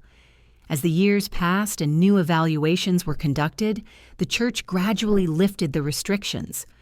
More balanced and thorough studies revealed that the wounds could not be explained by medical science. Direct testimonies from those who had experienced his prophetic insight or miraculous presence were found credible. The consistency of his humility, obedience, and charity convinced investigators that deception was incompatible with his character. Eventually, he was restored to full ministry, allowed once more to confess the faithful, and permitted to celebrate Mass publicly. When the restrictions ended, he said nothing of the suffering he had endured. Instead, he simply resumed his duties with renewed devotion, as though nothing had changed. But those close to him noticed a deeper radiance in his eyes, a quiet strength forged through obedience. The trials had purified him, stripping away even the faintest shadow of self, leaving only the pure flame of a heart surrendered to God. And so this chapter of his life closes not with the miracle of visions or healings, but with the quiet miracle of obedience, a grace as profound as any supernatural gift. For in obeying, even when misunderstood, even when wounded by suspicion, he had mirrored Christ, who became obedient unto death. And now we are left with a question whispered softly through the corridors of faith. Is any suffering more hidden, more sanctifying than the suffering of obedience accepted in love? In time, grace bore another fruit through the life and suffering of Padre Pio, a fruit that would shape not only the village of San Giovanni Rotondo, but countless lives far beyond its rugged hills. Though the friar himself desired nothing more than to remain hidden in prayer and service, God had other plans that would extend his compassion into concrete acts of mercy. It began quietly, long before the first stone was laid, in the countless stories of suffering he encountered each day. As he listened to the sick, the poor, and the dying, he felt their pain as though it lived within his own wounded flesh. His heart, shaped by years of spiritual warfare and sacrificial love, recognized that grace must become action. And so the dream of the Casa Sollievo della Sofferenza, the house for the relief of suffering, was born. Yet long before the hospital took shape, Padre Pio's spiritual fatherhood had already begun to expand. Men and women from every corner of Italy, and eventually from distant countries, wrote to him seeking guidance. Many had never met him in person, yet through written words and whispered prayers, they found in him a spiritual father who understood their burdens with tenderness and clarity. He called them his spiritual children and carried each one in his heart as though they were entrusted to him by God himself. These relationships did not arise from dramatic visions or unusual phenomena, but from the simple, persistent flow of grace through his humble life. His letters to them, sometimes brief, sometimes filled with pages of counsel, revealed a man deeply attuned to the movements of the human heart. He urged them to pray, to trust, to seek the sacraments, to forgive. He reminded them gently that holiness was not found in extraordinary acts, but in fidelity to God in ordinary life. Meanwhile, the suffering he witnessed daily began to weigh more heavily upon him. The small medical facilities available to villagers were inadequate, and many who came to him with grave illnesses had no hope of receiving proper care. Their physical suffering pressed upon him as sharply as the blows inflicted on him during his nights of spiritual battle. He often prayed that God would provide a place where the poor could find both medical treatment and spiritual solace. Little by little, this prayer grew into a desire so strong it felt like a flame burning quietly within him. He shared this longing with some of his spiritual children, who recognized immediately the depth of his conviction. They offered their help, not only in finances, but in the administrative and practical support necessary to make such a vision possible. The early steps toward building the hospital were marked by humility and perseverance. Padre Pio did not seek to create a grand monument. He wanted a home of compassion, a sanctuary of healing where every patient would feel the presence of Christ in their suffering. Plans were drawn, donations collected, and committees formed. Yet for all the generosity and enthusiasm, the path was not without obstacles. Bureaucratic delays slowed progress. Skeptics questioned whether a friar without medical training or administrative experience could oversee such a project. Some even accused him of seeking personal glory. Padre Pio, hearing such criticisms, bowed his head and said simply, "This is not my work, it is the Lord's." Construction began stone by stone, rising slowly on a plot of land overlooking the valley. The friars watched as scaffolding went up, as workers carved stone beneath the sun, as plans shifted and grew. Padre Pio often visited the site, walking quietly among the workers, offering blessings, and praying that every room and every hallway would become a place of grace. He dreamed of doctors who would treat not just the body but the soul, who would understand that suffering, when embraced with faith, could become a path to God. He envisioned nurses whose hands would carry the gentleness of Mary to each patient. He wanted a hospital that reflected divine love in its very foundations. At the same time, his spiritual fatherhood deepened. Many of his spiritual children asked him to guide them in difficult decisions: marriages, vocations, family struggles, sickness, and moral dilemmas. He prayed for them daily, offering his masses for their intentions, carrying their names in his heart like beads on a rosary. For some, His guidance brought peace during times of confusion. For others, it became the turning point toward conversion. He reminded them often that life's trials were invitations to deeper trust, that suffering could refine the soul like gold tested in fire. Even when he could not respond to every letter personally, he offered them all in prayer, confident that God knew each need better than he did. When the hospital finally neared completion, it stood as a testament not to wealth or human achievement, but to a love poured out through years of hidden sacrifice. Its architecture was modern for its time, filled with natural light, wide hallways, and expansive windows that opened toward the mountains. Visitors remarked that it felt more like a sanctuary than a medical institution.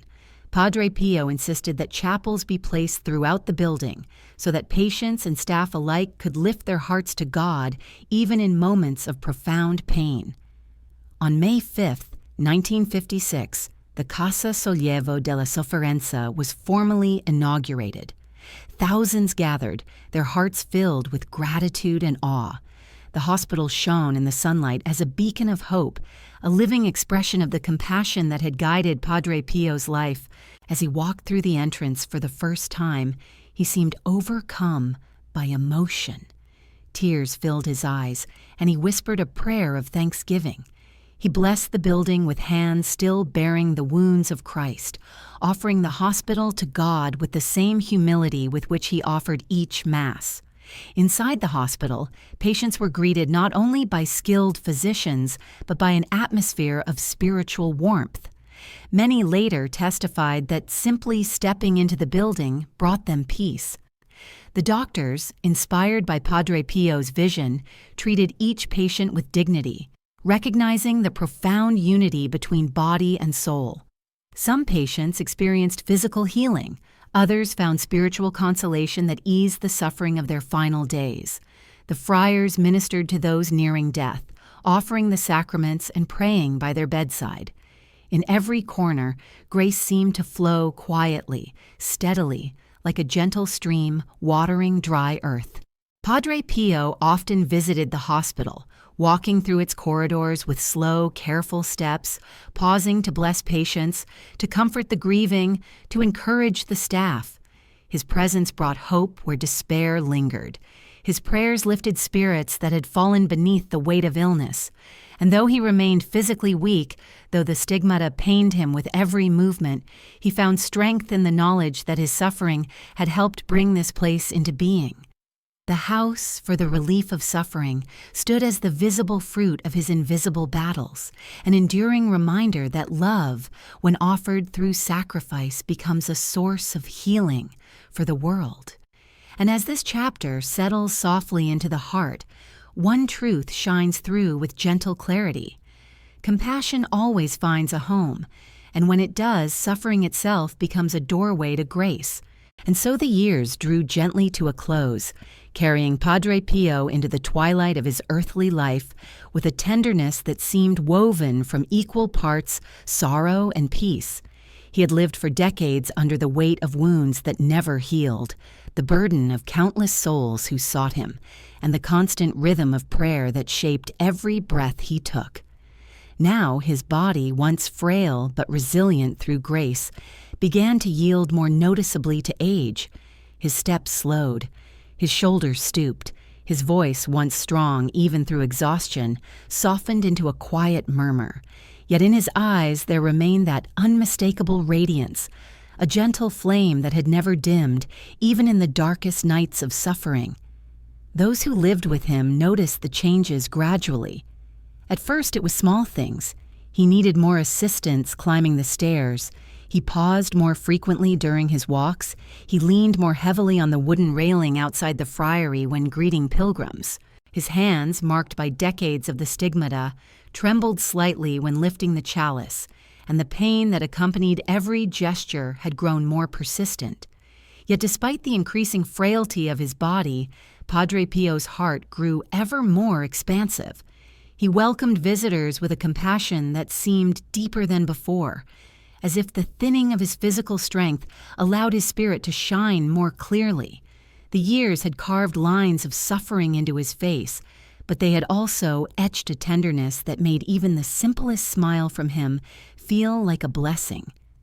Pilgrims who came to the friary during these years often felt as though they were seeing not an old man burdened by sickness, but a soul refined by fire, someone who had walked through trials that would have crushed others and emerged with a serenity born only from surrender. He spoke less than he once did, yet his presence communicated more than words could ever tell. The daily celebration of Mass became increasingly difficult for him. The Stigmata, which had remained open for half a century, began slowly, mysteriously, to fade. By divine providence, as he approached the end of his life, the wounds decreased in visible intensity, though the pain remained. Some of the friars believed this was a sign of God's mercy, a way of easing the physical burden of his final years. Others saw a deeper symbolism, as though the Lord, who had entrusted him with the wounds, now gently lifted the visible marks as the moment of eternal union approached. Padre Pio never commented on this, but those who stood close to him during Mass could see that every movement still required immense effort. His final years were marked by a stillness that seemed almost contemplative. He spent long hours in prayer before the tabernacle, sometimes motionless, sometimes whispering soft words of love to Christ. Visitors who witnessed these moments later said that he appeared almost luminous, as though he were already standing halfway between earth and heaven. His deep devotion to the Virgin Mary intensified, and he prayed the rosary constantly, sometimes dozens of times a day, fingering the beads with hands weakened by age but strengthened by love. "My weapon," he called the rosary until the very end, reminding those around him that from this simple chain of beads flowed a strength that surpassed all the forces he had battled. His confessional ministry, which had consumed so much of his life, continued as much as his strength allowed. Even when he could no longer hear confessions for long hours, he insisted on receiving a few penitents each day, offering them absolution with a trembling hand and a gaze filled with compassion. Many who confessed to him during these later years spoke afterward of the extraordinary gentleness that radiated from him, a gentleness forged in a lifetime of suffering, offered in love. He no longer exhibited the firm severity he sometimes showed in earlier decades. Instead, his words carried the softness of a man who had seen humanity's frailty and responded with limitless mercy. Illness eventually confined him more frequently to his cell. His breathing became labored. His legs, swollen and painful, could no longer support him for long. The friars often found him sitting quietly in his chair, eyes closed, rosary in hand, his lips moving in silent prayer. He accepted each limitation with absolute simplicity, never complaining, never asking for relief. "Only God's will," he whispered whenever someone expressed concern for his condition. It was a refrain that had marked his life from youth to old age. Yet even as his body weakened, people continued to seek him. They traveled miles just to catch a glimpse of him, to receive a blessing, to kneel beside him for a moment. And somehow, despite exhaustion, he never refused them. He would lift his hand, slowly, painfully, to trace the sign of the cross over them. He would murmur a prayer even when his voice trembled with fatigue. His spiritual children felt this final generosity deeply, for they knew that each blessing cost him dearly. One of the most moving moments of his final years occurred in the very heart of his priestly ministry, the celebration of Mass. By now, standing for long periods was almost impossible. He had to be guided to the altar. His legs shook, his breathing was shallow, but when he raised the host, his eyes filled with tears, and a silence fell over the entire church, a silence so profound that many later said they felt as though heaven itself had descended upon them. It was his final public Mass, painful, slow, fragile, yet filled with a holiness that pierced the hearts of all who witnessed it. Those present would remember it as the Mass of a man pouring out the last drops of his life in union with Christ. After that day, his decline quickened. The friars stayed close to him, tending to his needs with tender devotion. They heard him whisper prayers through the night, offering his final sufferings in the same way he had offered every moment of pain throughout his life. He spoke often of Jesus and Mary, his voice fading into silence as though preparing for the final act of surrender.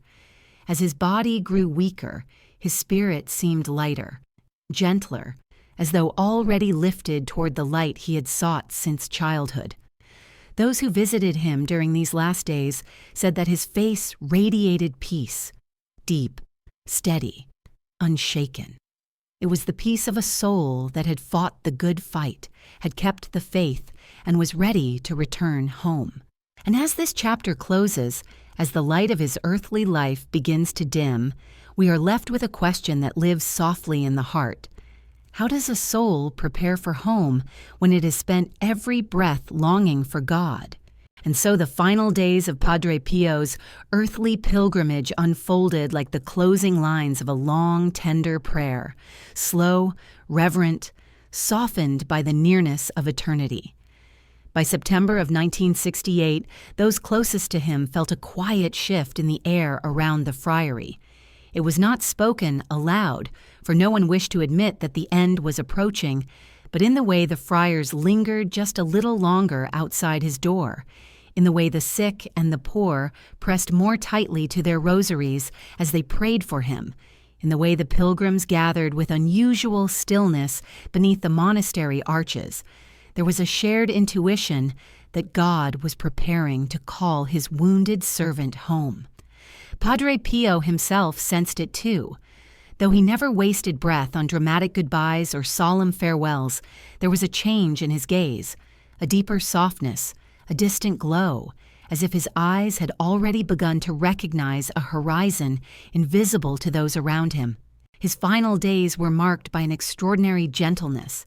He no longer had strength for long conversations, yet when someone drew near, an anxious friar, a pilgrim trembling with grief, a child who wished simply to touch his robe, he greeted them with a smile that seemed to rise from somewhere beyond his weakened body, his hands still trembling from age and the hidden ache of decades-long wounds lifted often in blessing.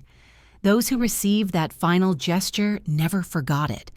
They sensed that the blessing did not come from an old suffering friar, but from a heart that was slowly crossing the threshold into eternity. Despite his failing strength, he insisted on celebrating Mass each day, clinging to the altar with hands weakened by years of suffering. The friars helped him vest, their movements slow and reverent, afraid that even the brush of fabric might hurt him. When he approached the altar, he leaned heavily on the brothers beside him, yet the moment he reached the sanctuary, something luminous seemed to envelop him. He trembled as he whispered the sacred words, his voice barely audible, his breath shallow, his eyes filled with tears. Those attending the Mass sensed that they were witnessing a final offering, a last union with the Christ who had marked his body so profoundly. The evening of September 22nd was particularly quiet. Padre Pio had been weaker that day, unable to rise without support. The friars helped him into a chair near his bedside, where he rested with his rosary entwined between his fingers. He prayed without ceasing, the familiar words of the Hail Mary flowing from his lips like a gentle stream. Every breath seemed to carry his love for the Virgin, who had accompanied him through every trial, every night of spiritual battle, every moment of pain. Those who watched him felt as though they were in the presence of someone praying not out of obligation, but out of pure, overflowing love. Late that night, almost imperceptibly, his condition worsened. His breathing grew shallow, his skin pale, his voice reduced to a whisper. The friars gathered around him, their hearts heavy but filled with reverence. They began to pray the rosary softly, their voices blending in the dim light of the room, creating a gentle rhythm that seemed to wrap around him like a mantle. Padre Pio opened his eyes and looked at each of them slowly, as though imprinting their faces into his heart. Then he whispered the words he had spoken every day of his life, words that carried the entire weight of his devotion. "Jesu, Maria." Those were his final words. His head lowered slightly, the rosary slipped from his fingers, and the flickering light of the small lamp beside his bed illuminated a face now peaceful, serene, free of all earthly struggle. The friars fell to their knees in silence. Some wept openly, unable to contain the sorrow of losing the man who had guided them with such unwavering love. Others pressed their heads to their hands, praying through tears of both grief and gratitude. It was dawn by the time word spread through the monastery, carried first in whispers and then in an outpouring of emotion that swept through San Giovanni Rotondo. Outside the friary walls, the news passed through the village like a soft wind. Pilgrims who had spent the night praying beneath the stars rose to their feet, some sobbing openly, others falling to their knees in silence. Bells rang, not with triumph, but with the solemn clarity reserved for the passing of a saint. As the sun rose over Monte Gargano, the entire region seemed to pause, as though creation itself were paying tribute to the man who had walked among them for so many years, bearing the wounds of Christ with humility and surrender. His body was prepared for viewing, and as the friars gently washed him, they noticed something astonishing. The wounds that had bled for 50 years had closed. The marks remained faintly visible, small, pale signs of the suffering he had endured, but they were no longer open, no longer bleeding. It was as though the Lord, in his mercy, had healed them in the moment he called his servant home, sealing forever the earthly chapter of Padre Pio's participation in the Passion of Christ. When his body was carried to the church, crowds flooded the streets.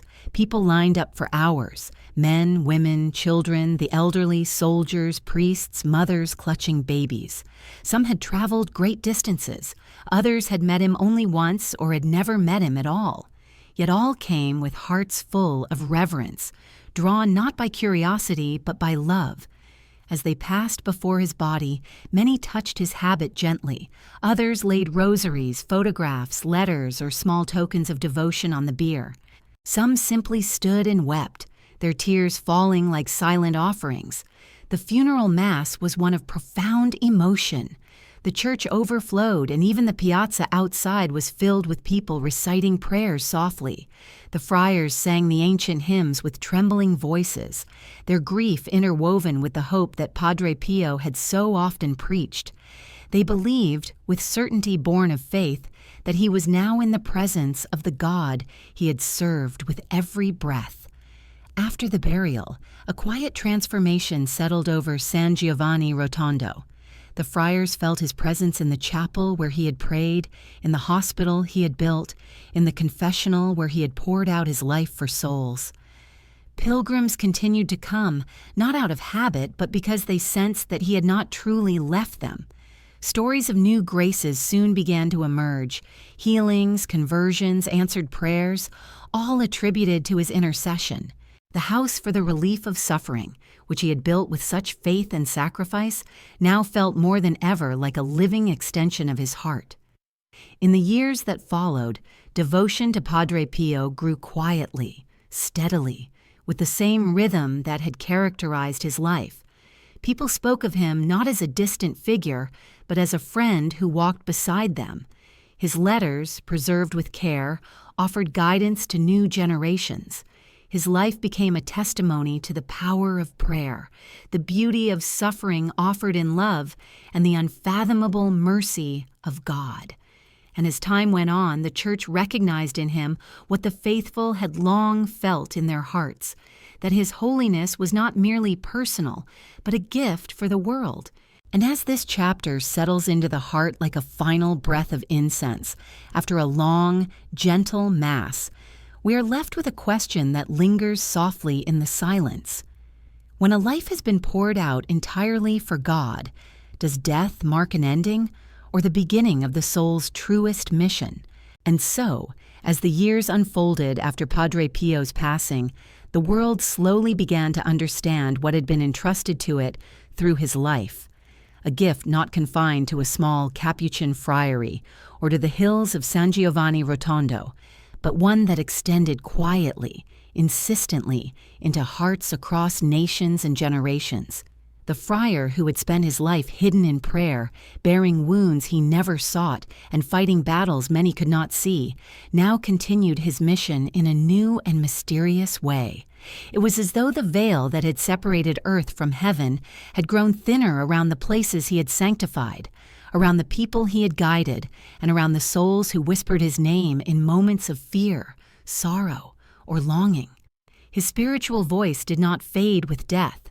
It deepened, softened, and took on a resonance that reached far beyond what he could have imagined in life. In the quiet years that followed, pilgrims continued to arrive at San Giovanni Rotondo in numbers that astonished even the friars.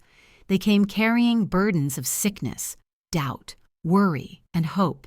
Some came seeking miracles, others came seeking peace. Still others came simply to stand in the place where he had prayed, to kneel before the altar where he had wept, or to visit the hospital he had built as a refuge for the suffering. They came from the mountains of northern Italy, from the villages of the south, from across Europe, and eventually from continents he had never visited. No one invited them. No great movement promoted the pilgrimage.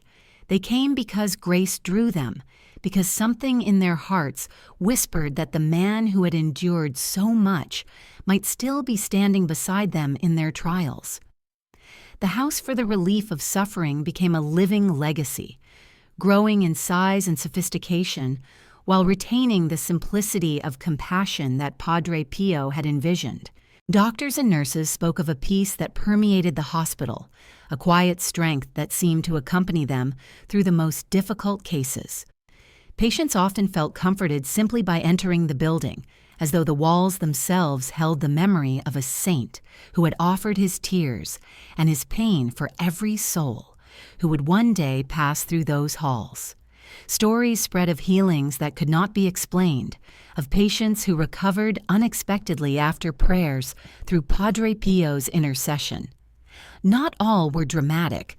Some were simply moments of clarity, peace, or resignation that transformed lives just as deeply as a physical cure. Meanwhile, those who had been guided by him during his lifetime, his spiritual children, continued to share his teachings with a new generation. They spoke of his tenderness, his firmness, his unwavering humility, and his devotion to prayer. They preserved his letters, reading them slowly in times of discernment or sorrow.